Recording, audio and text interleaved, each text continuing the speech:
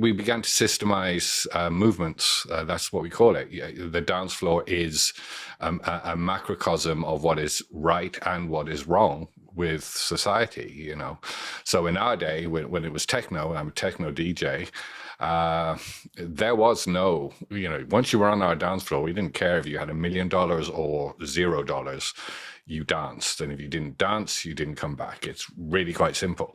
And so that whole, that's where the science emerged from, because I started to observe. I was traveling all over the world. I've done CSI, I worked with a few big bands, and started asking questions as to, okay, well, what exactly is this?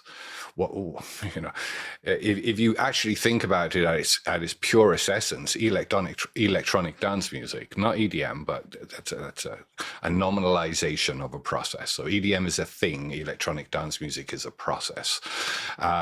It is boom-ch, boom-ch, boom-ch, boom-ch, or boom-ch, boom-ba-dum-ch. I mean, theoretically, we should all be bored with it by now, but we're not. And the scene continues to grow, and the scene continues to expand. It has touched so many lives, and that was not the intention. The intention was just to play music.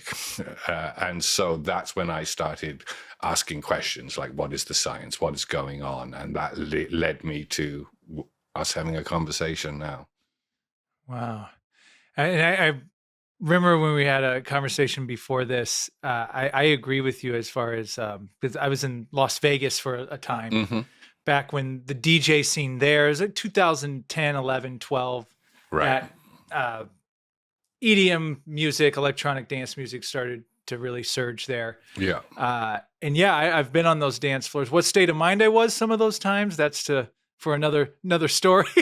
But I that collective unity. Yeah. Where people from all over the world are just having a great time. And then when you had talked about it, no, there's actually a science behind this. And yeah, because it's really huge in Europe, right? Yeah, I mean, you know, I started touring the US. I think my first event here was in New York in '96 for a company called Fatto, and prior to that, I was in Toronto for a company called Destiny, and so the scene over here is, you know, it's the what we call the scene is not massives. It's 400 capacity clubs. That's kind of the heart, the soul of electronic dance music, or techno, or whatever you want to call it. I mean, there's so many genres at this point. I think Luke Slater said, if it goes boom, boom, boom, it's house, and if it goes boom, boom, boom, it's breaks. So you know, but no, everyone has to put labels on everybody else, and so. But really, it's you know, I used to fly some of my promoters across so they could experience what I was referring to, and they would come out of the club just like eyes wide open going, oh shit, and now I understand. And so, you know, we're going back now into that book, which is Generational Science, is who are the influencers and what changed the scene. So the first wave, or the first two waves, I wasn't part really of the first wave. I was part of the club wave. So that wave was EXO run. Then the millennials started to influence the marketplace. And so you see electronic dance music become EDM, because it's no longer about a collective of individuals. It's about a collective of ego-based individuals. And there is a huge difference between what the Xers did and what the millennials did. I'm not criticizing millennials in any way, but there is a shift that happened across the world, where we went from a club-based scene to these ginormous festivals, which for me are abhorrent and a caricature of what is actually is meant to be. So. And what exactly, I know we're going to dive into a bunch of science, but it's with techno music, whatever we want to call it in particular, what is that? Is it the BPMs? Is it frequencies? What is it that puts people in those hypnotic states, if you will? Well, blissful states. So techno is kind of what we would call the punk. It has the punk ethos. You know, house music is more groovy, and you know, as we said, techno is the only music you can't drink beer to. Why is that? Because you're dancing too much. Okay. any music that you can drink beer to on the dance floor is not good music in our eyes. But techno is not made with the intention to be commercially successful. It just becomes commercially successful, and I think that's a very, very subtle difference. It's kind of people say, well, what did you guys used to listen to? And in all honesty, we would listen to Zeppelin, we would listen to The Doors, we would listen to all that really crazy, groundbreaking music like Hendrix, and then take that into the studio and create on those foundations rather than a foundation of we're so happy to be alive, look at me, I'm Jesus, I'm the Jesus pose and everything else. It's a joke, to be honest with you. So that's the difference. And what's really interesting is techno really, even though it started in Chicago and Detroit, and I don't think any DJ would argue with that, especially from Europe. It's, I would say Chicago. Some people would say Detroit, but it's just kind of the expression of techno. It hasn't ever really taken hold in its home country. It's starting to, but and that is one of the questions that led to books like that. Is, well, what's going on sociologically in America that isn't going on in the UK or isn't going on in Germany? It is fascinating, but techno doesn't really have words. It's just pure rhythm, and there is a ton of science behind that. And why do you think it hasn't taken a hold in the US? I think it's about to.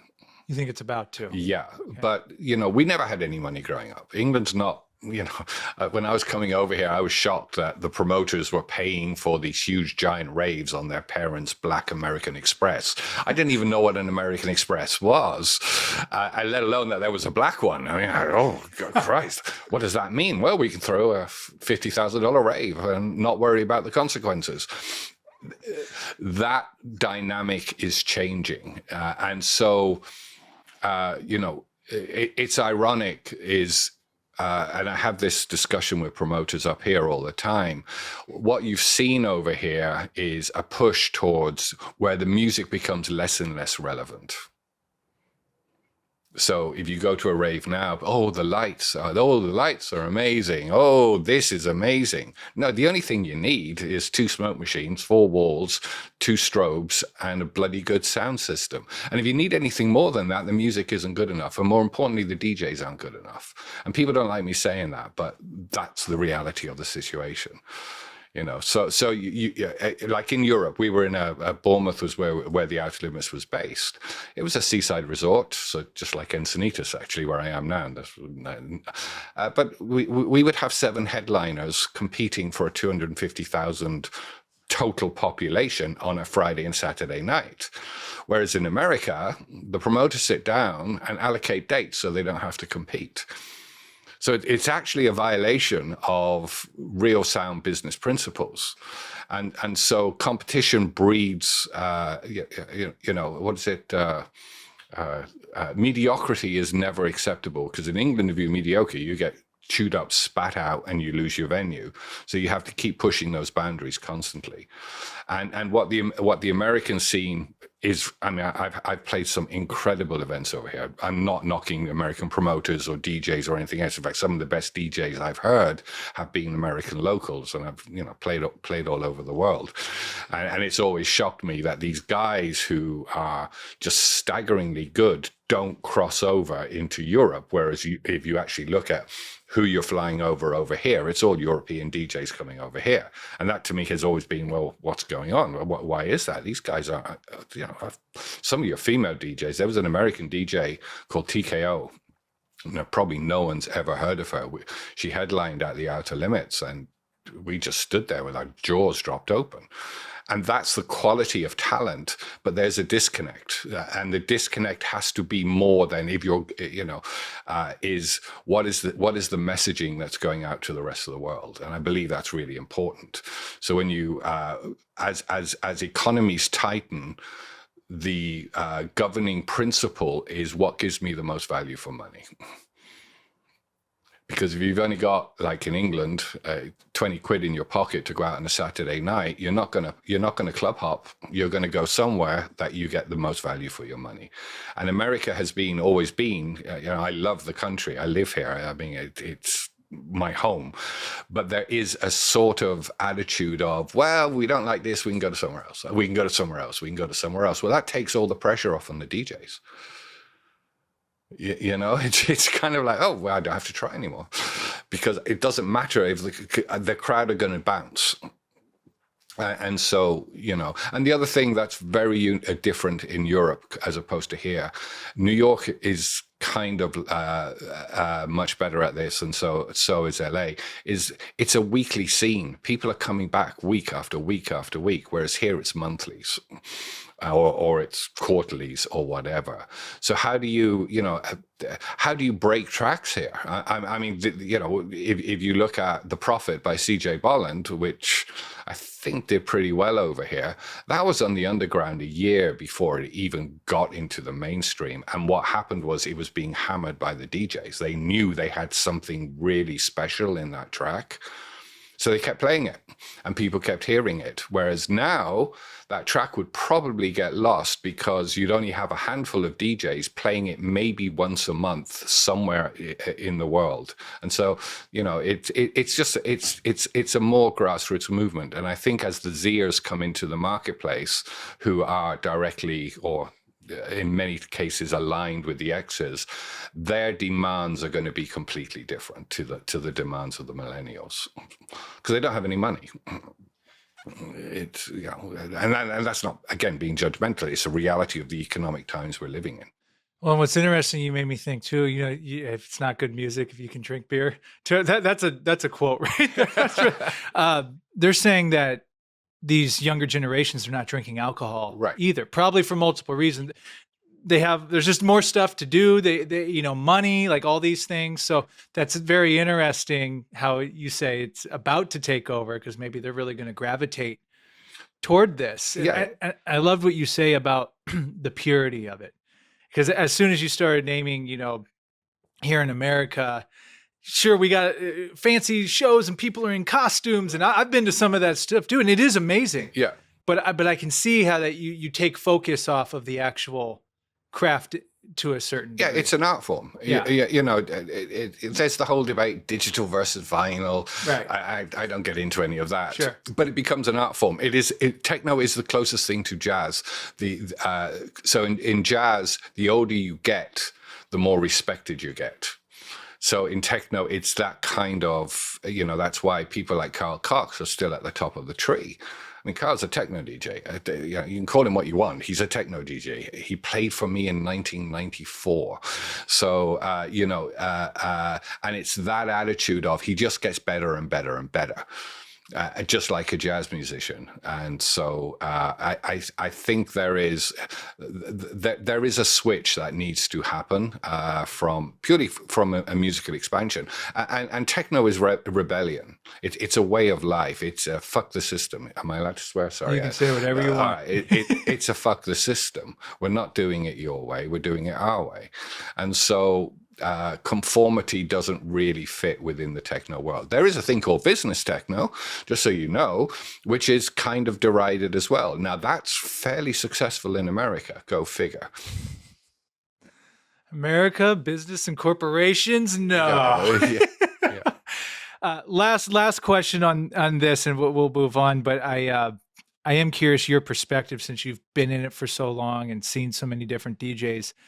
What is it that makes some of the top DJs the top DJs? Like, what do they have that some of the others don't? Well, they may not realize what it is that they have, but I always say, people always used to come up to me at the end of my sets and said, "What was that record you played at?" I have no idea. I literally I had a box of tracks. There was enough tracks there to do a 3-hour set. And what happened after that, I knew maybe 2 of the tracks that I'd be playing, because I would say, "Oh, this is a new piece of music. I'm going to play this at some point. It's an attitude. It really is an attitude. Yeah, I always say, people say, well, who's the best techno DJ in the world? I don't think you can quantify it like that. But if you want to see pure techno attitude, Dave Clark is still at the top of the tree. And why? Because Dave will play what the hell he wants, rather than what people think he's supposed to play. And I think that's the defining differentiator as to what makes a good DJ as opposed to what makes a DJ. You see this now, pre-recorded sets. I mean, it's a joke. I mean, what the hell is going on? You've got, it's completely disrespectful to the people paying the money to come and see you. Now it's accepted, but why? If you, and that's where value comes in. That's where, if you want to see a DJ play a pre-recorded set, download a video of a DJ playing a set that was recorded. Mind blown. You don't go to see the DJ for that. You got to see the DJ because the DJ's responsibility to the dance floor is to give them a unique experience that they will never forget. That's my view. I love that. Does it make me popular? Probably not, but I don't care. I don't really have anything left to prove at this point. I love it. Well, it's an artistic process, and I never really thought of it like that. You're right. Yeah. And even and this was something that kind of always used to annoy me. The first two sets for the promoters would be given away to anybody. In England, that first set is the most critical set of the evening, because if the warm-up DJ fucks the set up, you've got an empty club when people like me come on, and you're going, where is everybody? And so that's disrespectful to the dance floor as well. If some guy pays, I don't know, $30 to get into a venue, and he gets there at 9:30, and he's listening to a DJ who's only there because the promoter wants to get his dick sucked by the DJ's cute sister, that's disrespectful. It's got to stop. It really does. Well, it doesn't have to. Do what you want. I don't care. But for me, it's fundamentally disrespecting the dance floor, and you can't do that. Okay, no, that's Eric. Do you have anything on that? Well, so this has come up a couple of times, house music, and I'm not a big fan. I think it's just because of the experiences I've had. But from what you've been talking about, like techno kind of being that rebellious thing, like I can vibe with that. I guess my bad experiences I've had with house music has been where I've been at like a bar club, and it's fun. Like they have music that's like kind of like pop, like I don't know, it's like a house music, but they have like popular pop songs on top of it. Everyone's singing along. Then they switch up to the new DJ. They come up, the DJ puts their headphones on. They're not even paying attention to the crowd and just playing this music, that stuff that they made, and they're just in their own world. And then they don't even realize the dance floor is just slowly getting smaller and smaller. Right. They're not like open to putting any of those pop songs on top of it to keep it fun, or maybe even have good music themselves, but literally just destroying the entire vibe of that bar or restaurant to where it's no longer fun, or like the club's no longer fun anymore. Right. And you're just like, and I'd always be like, you damn house DJs. But again, I'm sure there are good ones out there that care about keeping the energy up and keeping like paying attention to the audience and recognizing, hey, this isn't working, maybe I need to pivot to this, and like going on the fly. So I can vibe with some of this stuff. Yeah, it's arrogant. You don't take a show to play to a crowd that isn't going to be into your music. You're not that important, and this is why we joke about the Jesus pose. It's just like, put your hands down, dude. Seriously, what the hell are you doing? No one gives a shit. Really, no one gives a shit. You don't throw cake at your audience. We all know who that was. And these guys are superstars. And I'm just like, fuck me. If I walked into a bar with a cake and just threw it at someone, I'd probably have my lights punched out, and rightly so. But suddenly in America, now it's cool to throw cake at the dance floor. Well, are we at a proper electronic dance music event, or are we at a child's birthday party where someone's throwing a tantrum and throwing the cake all around? It's completely disrespectful. And when the America, and the thing about it is that disrespect is built on the fact that the American audience,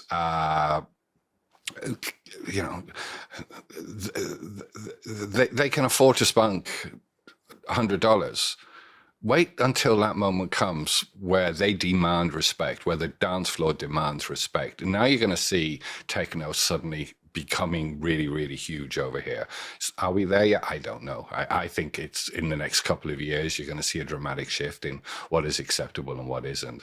But the minute, even what the situation that you were describing, that's disrespectful to the dance floor.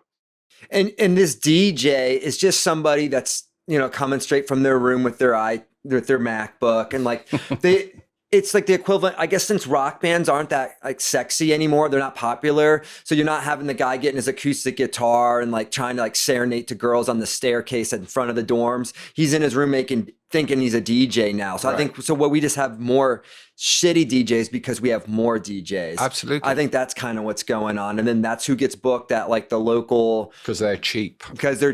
And then, yes. That's it. That really is it. It's because they're cheap. I know of after-hours parties in LA, and I know what they're paying, and I know what the DJs are accepting. And I'm like, I was paying my warm-up more than that in 1991. And that was for a club of 400 people, not for a party with 5,000 people. And now you've got the other thing. Well, you've got to sell 15 tickets to come to DJ. Well, who's the fucking promoter here? Seriously, who's the promoter? What's the promoter doing? The promoter's job is to sell tickets. The DJ's job is to perform. And the minute you start blurring those lines, now you're playing for a shit promoter who's only interested in getting the DJs to do his job. Well, what exactly is the promoter doing at that point? It just blows my mind. It really does. It blows my mind what the dance floor accepts. It blows my mind what the DJs accept. It's kind of like, dude, grow. Just stand up for yourself. Stand up for your art. I love it. Well, I'm excited to go listen to some techno later after this. And I think, Eric, you can finally put some things to bed. Yeah. Because he's kind of. Well, no, I love. We have the right person. I have an OG here, and a legend with us. And so a lot of my beef he kind of has parallel beefs with it as well. So I actually feel very validated. So yes, thank you, Paul.